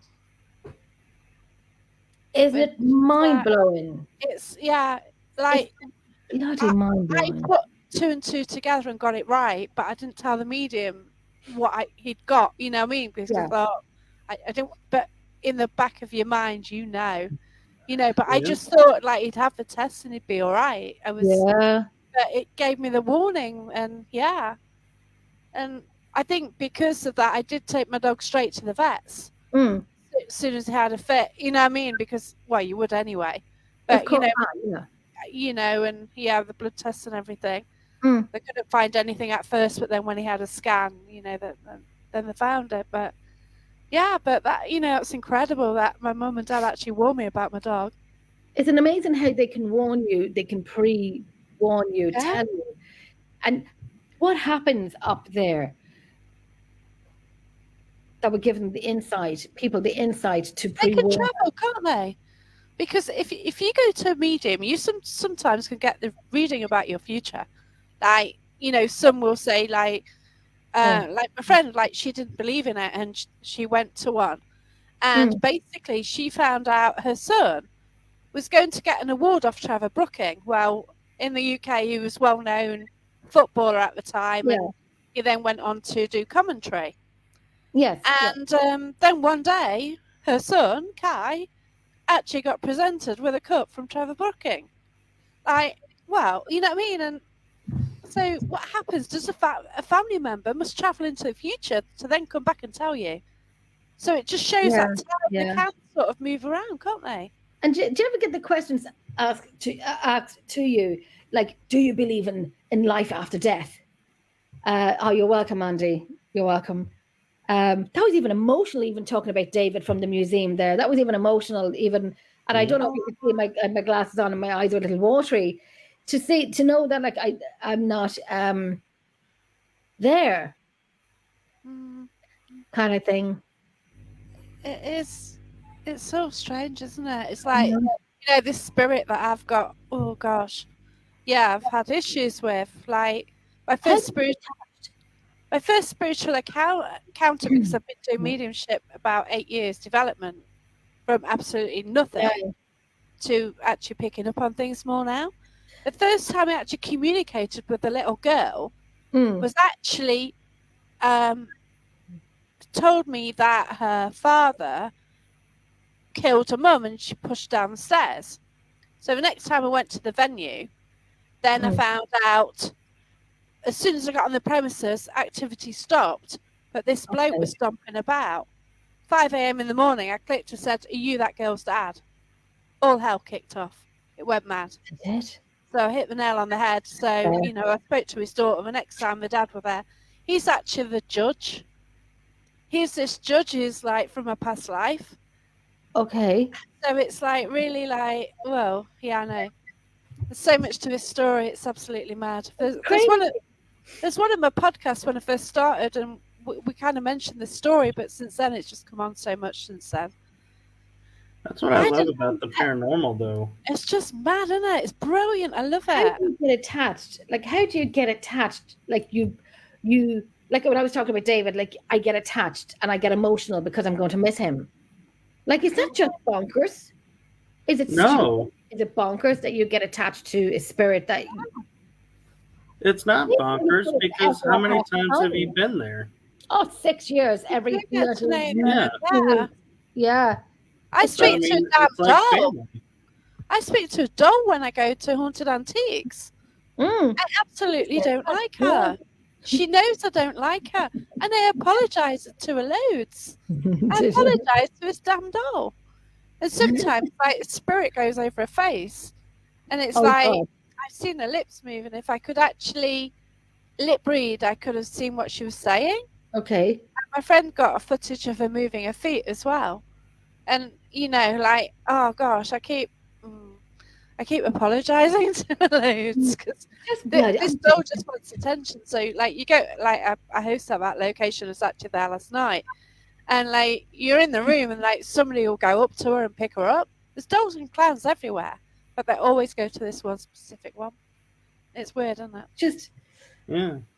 I mean, when you think about it, we investigate locations over and over. It becomes like a second home. And therefore the spirits become kind of like another part of your family.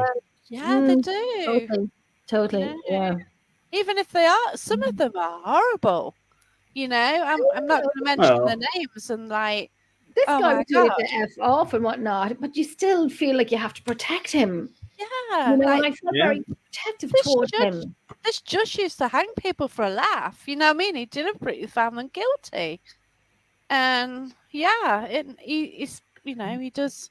And I knew damn well that 2 weeks ago, I knew it was going to be mad. I knew he'd be waiting for me. We all took turns sitting in his chair, and each of us were overshadowed.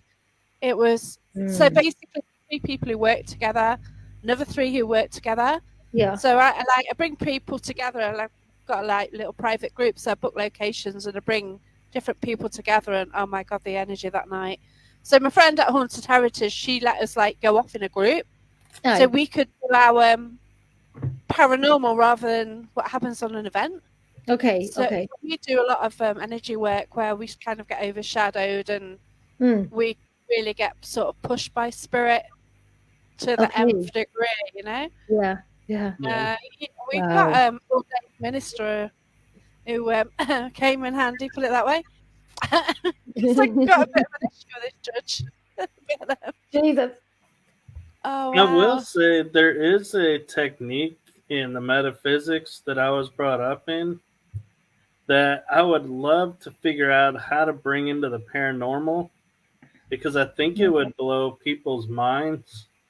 And I've kind of dubbed it the red light district of the metaphysics. And before you start thinking red light district of Amsterdam, it's the I call it red light district because you sit in a chair with your eyes closed, perfectly still, with the red light beaming up at you. Okay. And as you sit there, all of a suddenly either spirits or your past lives will start manifesting right in front of you.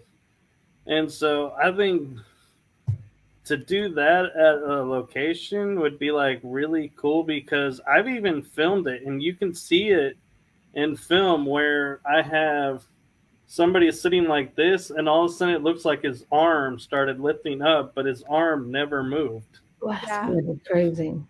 I can do that. I can draw them. Can you? Yeah. I got told off. I knew I was doing it, but I didn't realize.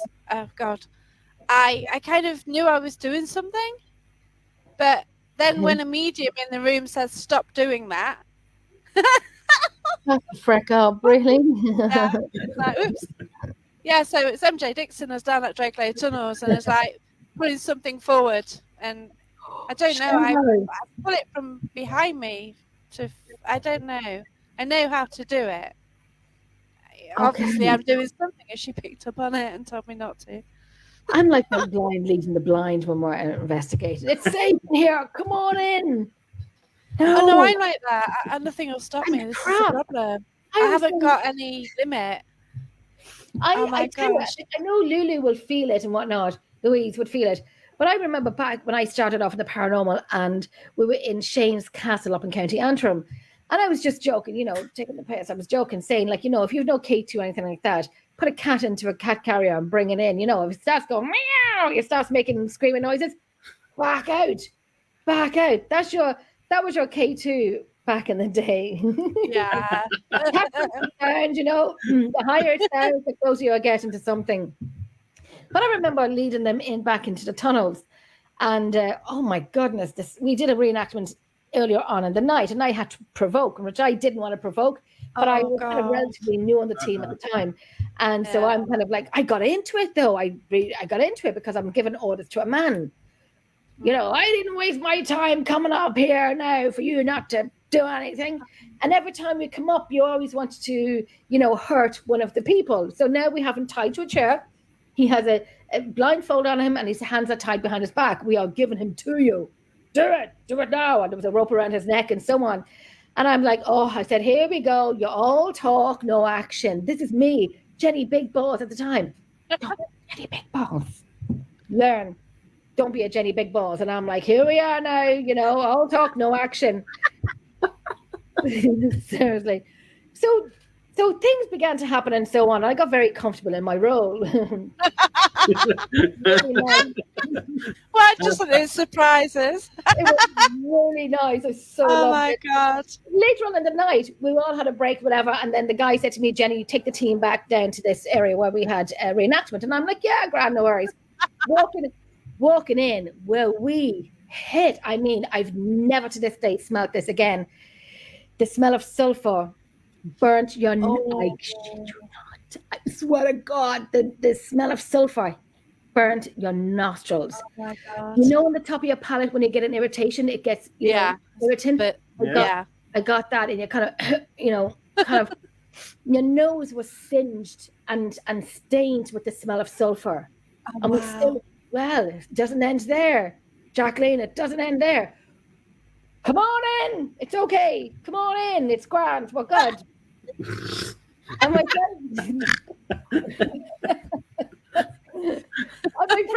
my friend beside me said, Jenny, we shouldn't. I'm like, why? This is what we're here for. We know that they, and I always say this, we know that they know that we know that we're here. So we know and they know that we're both here. Okay. So let's keep going in. So we're walking in, and you know, we have the public with us. You know, Jennifer, you know, you have the public with you. My twin being one of them. Come on, Aunt Vicky, let's go forward.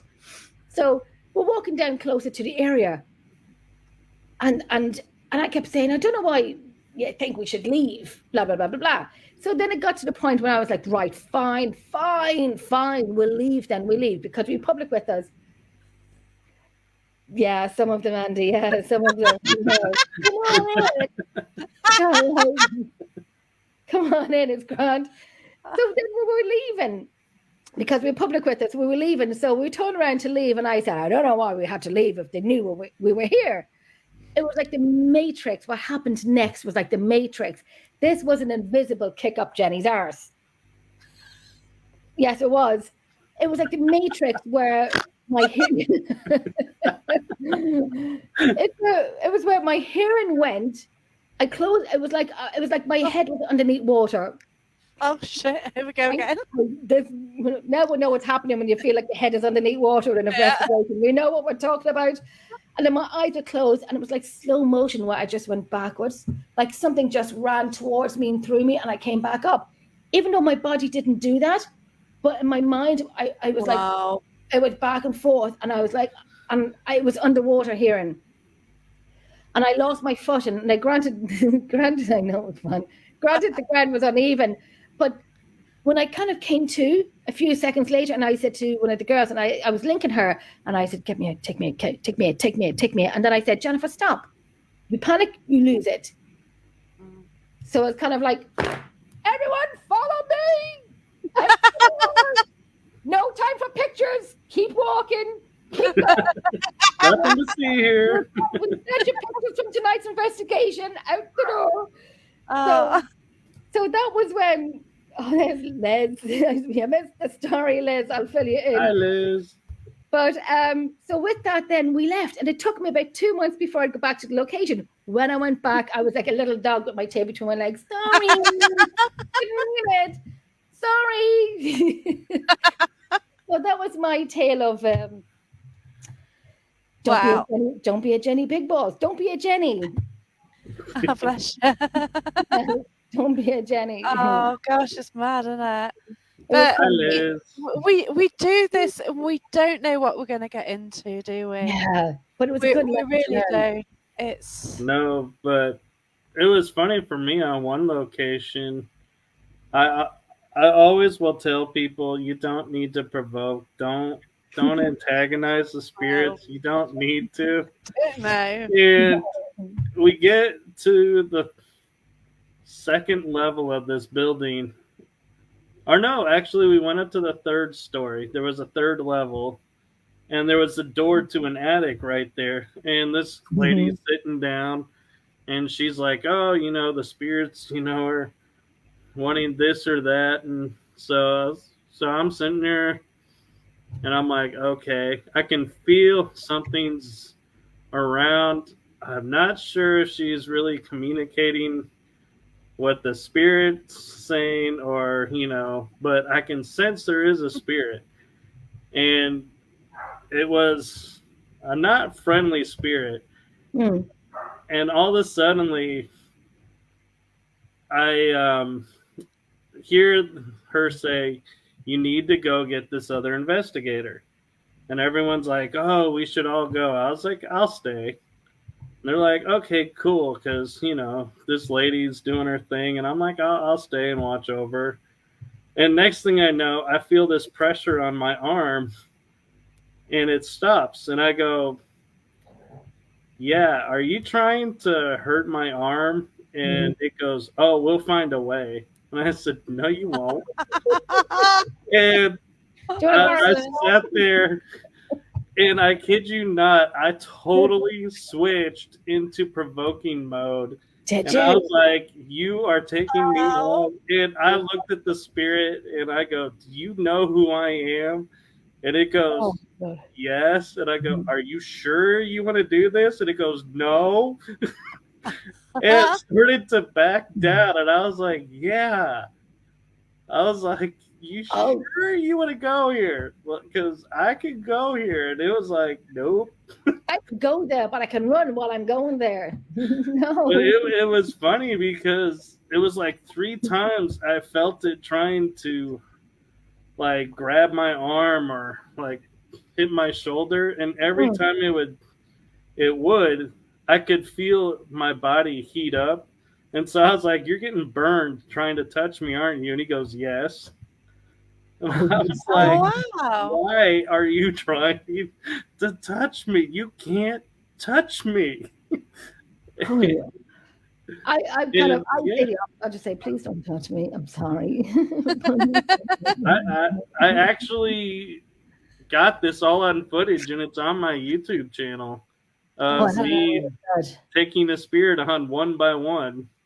Oh wow! And I won. You won. So why here then? What is your YouTube channel so people can find it? We'll share the link after. Aye. Yeah, we'll do that. Because we got too many YouTube channels. Yeah. We have one. We have a new one. We're trying to get. It's Emerald Isle Paranormal Researchers. You'll see us on lives and shows and investigations, and we have fabulous places coming up. Some we can't do lives on, but we keep everybody up to date on what we're doing. But that's the only one that we have. It's Emerald Isle Paranormal Researchers on YouTube and Facebook. That's excellent. Yeah, I have my channel, Emerald Isle, when Jenny allows me to come on. And I do. And I have the Energy That Surrounds Us channel for my podcast show, and Paranormal Versus, my podcast show with Kel Ridley. So that's why I say it's hard to find me on YouTube because I'm on like 4 channels, counting Jen's. Awesome. I never stop. I'm busy. So I'm busy enough just going out the weekend. Coming up to busy season. Do we love it? Oh yeah, too right. I've got the October 13th booked, but I've not got it. There's just they've got a few speakers at Tutbury Castle. Are You Haunted is there? So my friend Barry John's there, Chris Conway's there, and some others. So Leslie's there because she's the curator there. I like that she's underselling this. She's like, it's no big deal. I got a couple speakers. They're just coming to hang out at this event. It ain't my gig, you know what I mean? I'm just paying to listen to people chat. But yeah, it's going to be great to meet Are You Haunted? Well, I was invited to investigate with him a bit ago, but I couldn't make it. It's like, oh bugger, you know. Yeah. I'd already arranged to go out with my friend to an investigation, so have to stick with my friend, you know. It was so you got to do loyalty. It's like, oh yeah, I really want to go, but no, I'm doing that. Yeah, that's it. I had a good night. So that's what I do. But yeah, I'm very loyal. Loyalty is a huge thing. It's not until you annoy me. Then you don't mess with Scorpio. Oh. Ooh. Scorpio. I was really looking at star signs today, and I've seen about my twin would know so much about the astronomy and star signs, and I'm like, Vicky, I have no idea. But Vicky apparently tells us now that this is our time. This is when we tell, and I have to say, now she's in Rome now, so she's probably out in Wine. But she's so right in everything that she's saying. That you're flicking the ones off that have just pissed you bloody off. And I flicked many off. Ones that I thought I would never flick off, I flicked them off. Yeah. I've gotten, they're not. Jen? It's a one-way street with them. Yeah. Yeah, things change so much. Jen? Yeah. It's astrology, not astronomy. Oh yeah, we're not looking at it. Yeah, it's true. Anyway, if you're looking at astronomy, you'll never see the stars. They're still stars, aren't they? God's sake. No, Michael, it's still the stars. It is, except you're right. Well, it's still the same, isn't it? Anyway, we've got to go. We've got another show coming on to the Things Network, so I've got to go and finish by 10. But thank you. You've been pretty awesome. You really have. You. And I need to chat to you two again. Definitely. Definitely. So comment from Andy. But yeah, I've got to go. I'm going to say goodbye. But thanks everyone for watching. And thank you so much, Andy. Thanks for all your support, Andy. Thank you so much. Thanks a million. Thank you. I'm glad you enjoyed it, Anthony. Yeah. Take care, everyone. Goodbye. See you next week. And I have Helena King, who's absolutely awesome. And yeah. All right, then. I think she was on one of my first podcasts when I'd never done a podcast. One of my early ones was with Helena. So yeah, awesome. Take care, everyone. Look after yourself. Bye. Bye.